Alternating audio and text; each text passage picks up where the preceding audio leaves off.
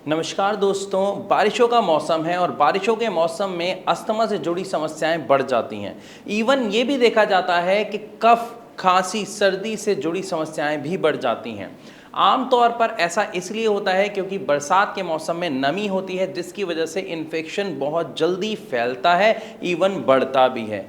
लेकिन अगर हम दवा खा के इसे ठीक कर लेते हैं और ये ठीक हो जाता है तो काफ़ी अच्छा है। लेकिन अगर इसकी जगह ऐसा नहीं होता है, ये दवा खाने पर थोड़ा आराम आपको देता है और उसके बाद दोबारा आ जाता है, तो ये एक बहुत ही बड़ा लक्षण है, साइन एंड सिम्टम है कि आपको रेस्पिरेटरी कोई प्रॉब्लम, कोई डिसीज हो सकती है या घर करने वाली है। मैं आपको डिटेल में समझाता हूं कि वो कौन से कारण हैं जिसकी वजह से हमारे शरीर में कफ बहुत ज़्यादा बढ़ता है, या ये कहा जाए कफ का प्रोडक्शन बहुत ज़्यादा बढ़ जाता है, और हम उसे कैसे कंट्रोल कर सकते हैं। सबसे पहले एक चीज़ ध्यान से समझिए कि कफ का प्रोडक्शन होता ही क्यों है। क्या ये नॉर्मल है या किसी समस्या के बाद ऐसा होना शुरू होता है। तो यहाँ पर मैं आपको बता दूं कि कफ का प्रोडक्शन नॉर्मली हमारी बॉडी में होता है जब हम देखते हैं कि हमारी बॉडी में लिक्विड, यानी जैसे आंखों में नमी का होना, बोलते वक्त हमारे मुंह में, हमारे होठों में नमी का होना, जो गीलापन होता है, जो लिक्विड होता है, वो किसकी वजह से होता है। ये सारी मेंटेनेंस म्यूकस की वजह से हो रही होती है, और अगर हमारी बॉडी में म्यूकस का प्रोडक्शन नहीं होगा तो ये सारे फंक्शंस ठीक से नहीं हो पाएंगे। इसके साथ म्यूकस का एक बहुत बड़ा फंक्शन होता है, अगर हमारी बॉडी में कोई इन्फेक्शन एंटर होता है तो उसे वहां से रोके, ये उस म्यूकस का काम होता है। और जब भी ऐसा होता है तो हम क्या देखते हैं कि नाक से पानी बहना शुरू हो जाता है, आंखों से पानी बहना शुरू हो जाता है। वो क्यों होता है? क्योंकि हमारी बॉडी में कोई इन्फेक्शन एंटर होता है जिसको हमारा म्यूकस, हमारा इम्यून सिस्टम रोकता है और बाहर निकालने की कोशिश करता है। अब वो बाहर कैसे निकालता है? पानी के द्वारा, यानी आंसू के द्वारा, या जो नाक से पानी निकल रहा है उसके द्वारा, या फिर कफ के द्वारा। अब अगर हम यहाँ पे बात करें तो कफ की जो प्रॉब्लम है वो बहुत सारे लोगों को अलग अलग होती है। कुछ लोगों को लगातार नाक बहने लग जाती है, कुछ लोगों को खांसी के साथ कफ आता है, कुछ को काफ़ी ज़्यादा गाढ़ा कफ आता है, मतलब खांसने के बाद भी गला क्लियर नहीं हो पाता है। किसी को डार्क हरे रंग का आता है, लाइट ग्रीन कलर का आता है, वाइट कलर का आता है। तो ये जो कफ बन रहा है, अब ये क्यों बन रहा है, ये तो आपको यहाँ तक समझ आ गया कि इन्फेक्शन की वजह से बन रहा है और आपके शरीर में समस्या हो रही है, इसकी वजह से बन रहा है। लेकिन क्या इसके अलावा भी कोई और कारण है?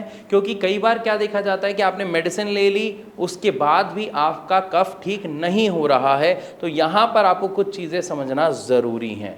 अगर सारे प्रिकॉशन लेने के बाद भी आपकी बॉडी में कफ बन रहा है, आपके कफ की समस्या लगातार बढ़ी है, या ये कहा जाए लगातार चल रही है, तो उसका सबसे पहला कारण होता है डेयरी प्रोडक्ट्स। जी हाँ, अगर आप बात करें दूध, चीज़, मक्खन, बटर, आप जितनी भी डेयरी प्रोडक्ट्स को कंज्यूम करते हैं, ये एक सबसे बड़ा कारण होता है म्यूकस प्रोडक्शन का।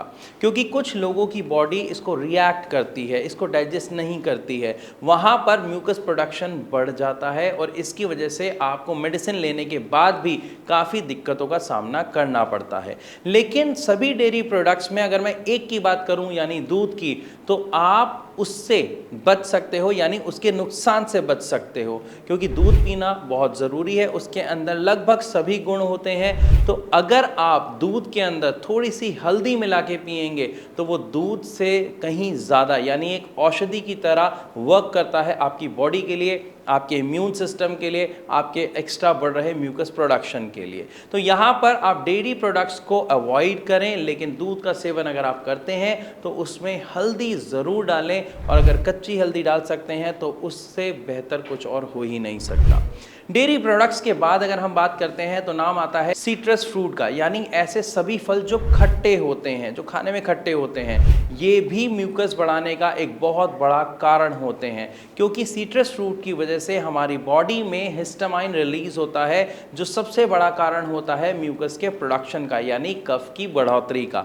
तो अगर आपको दिक्कत रहती है कफ की, तो आपको सिट्रस फ्रूट यानी खट्टे फ्रूट जैसे संतरा हो गया, आम हो गया, नींबू हो गया, इनका सेवन आपको नहीं करना है, कोशिश करें ज़्यादा से ज़्यादा इसको अवॉइड करने की। इसके बाद तीसरा नंबर आता है ऐसे सभी फूड आइटम जो फर्मेंटेड होते हैं, यानी जैसे अगर हम बात करते हैं डोसे की, जिसको पहले मतलब उसका खमीरा उठाया जाता है, उसको रात को रख दिया जाता है, अगले दिन बनाया जाता है, जैसे जलेबी से, तो इनसे अक्सर देखा गया है कि म्यूकस प्रोडक्शन बहुत ज़्यादा बढ़ जाता है। तो आपको ऐसे में डोसे का सेवन, इडली का सेवन, जलेबी का सेवन नहीं करना है, बिल्कुल नहीं करना है, अगर आप अपने म्यूकस के प्रोडक्शन को रोकना चाहते हैं, कम करना चाहते हैं। इन सभी चीज़ों के बाद हम बात करते हैं एक ऐसी कॉमन चीज़ की जो अक्सर हम सेवन करते हैं, जिसमें आता है प्रोसेस्ड फूड, यानी ऐसे फूड जो पैक्ड होके हमें मिलते हैं, काफ़ी समय से बने हुए होते हैं और उसके बस हम बनाते हैं और खाते हैं, जैसे पिज़्ज़ा, मैगी, पास्ता। इन सब में जो केमिकल्स डले होते हैं, जो प्रिजर्वेटिव्स डले हुए होते हैं, वो सबसे बड़ा कारण है आपके बॉडी में म्यूकस को बढ़ाने का, साथ ही साथ आपकी खांसी का, क्योंकि ये म्यूकस का प्रोडक्शन इस हद तक बढ़ा देते हैं कि आप देखेंगे जो बच्चे चीज़ का सेवन, पास्ता का सेवन, इन सब का सेवन करते हैं, अक्सर उन्हें खांसी रहती है, उनको बलगम बना रहता है, उनको म्यूकस की प्रॉब्लम हमेशा बनी रहती है, क्योंकि जाने अनजाने में वो ये बार बार सेम गलती दोहराए जा रहे हैं, क्या, प्रोसेस्ड फूड खाने की। इसके साथ एक और ख़तरनाक वो काम करते हैं, वो है जितनी भी आपकी कोल्ड ड्रिंक्स होती हैं, इनको पीने की। जितनी भी ये ड्रिंक्स है, जो कोल्ड ड्रिंक्स हैं, ये भी एक बहुत बड़ा कारण है म्यूकस का बढ़ने का, क्योंकि ये जितने भी पैक्ड आइटम्स की हम बात करें, चाहे आप बिस्किट की बात करें, नमकीन की बात करें, प्रोसेस्ड फूड की बात करें, कोल्ड ड्रिंक्स की बात करें, इन सब में एक एलिमेंट होता है जिसका नाम है सोडियम। अब सोडियम का काम क्या है? आपकी बॉडी में एक्स्ट्रा मात्रा में पानी को इकट्ठा करके रोक के रखना। पानी जब आपकी बॉडी में इकट्ठा होता है तो क्या होता है? फैट बनना शुरू होता है। दूसरी बात, ये जो एक्स्ट्रा पानी आपकी बॉडी में होता है, ये म्यूकस को बढ़ा देता है, धीरे धीरे गाढ़ा होते होते आपके शरीर में म्यूकस के प्रोडक्शन को बढ़ाता है, जिसकी वजह से या तो आपको बलगम बनना शुरू हो जाता है या नाक बहने की समस्या हमेशा बनी रहती है। तो मैं आशा करता हूँ इस वीडियो के माध्यम से आपको क्लियरली ये बात समझ आई होगी कि वो कौन सी गलत ईटिंग हैबिट्स हैं जिनकी वजह से मेडिसिन लेने के बाद भी म्यूकस का प्रॉब्लम यानी कफ की प्रॉब्लम आपको लगातार बनी रहती है। अगर आप इनसे छुटकारा पाना चाहते हैं तो आप थोड़े से स्ट्रिक्ट होके अपनी डाइट में इन सभी चीज़ों को बंद कीजिए, साथ में एक सही ट्रीटमेंट कुछ समय के लिए लीजिए। आप अपनी इस समस्या को जड़ से ख़त्म कर सकते हैं। हो सकता है इस वक्त आपके दिमाग में ट्रीटमेंट से जुड़े कई सवाल आ रहे होंगे, उन सभी सवालों के जवाब अभी आप फ़ोन करके नीचे दिए गए नंबर पर भारत होम्योपैथी के डॉक्टर से बात कर सकते हैं, जान सकते हैं कि कैसे हम इस समस्या को जड़ से ख़त्म कर सकते हैं अगर सारे प्रिकॉशन लेने के बाद भी आराम नहीं मिल रहा है तो। फिर भी अगर आपका कोई और सवाल है तो आप अपने सवाल को कमेंट के द्वारा हम तक पहुंचा सकते हैं। मैं आशा करता हूं ये वीडियो आपको पसंद आई होगी, तो इसे ज़्यादा से ज़्यादा शेयर ज़रूर करें। ऐसी और इन्फॉर्मेटिव वीडियोस के लिए हमारे चैनल को सब्सक्राइब करना बिल्कुल ना भूलें। धन्यवाद।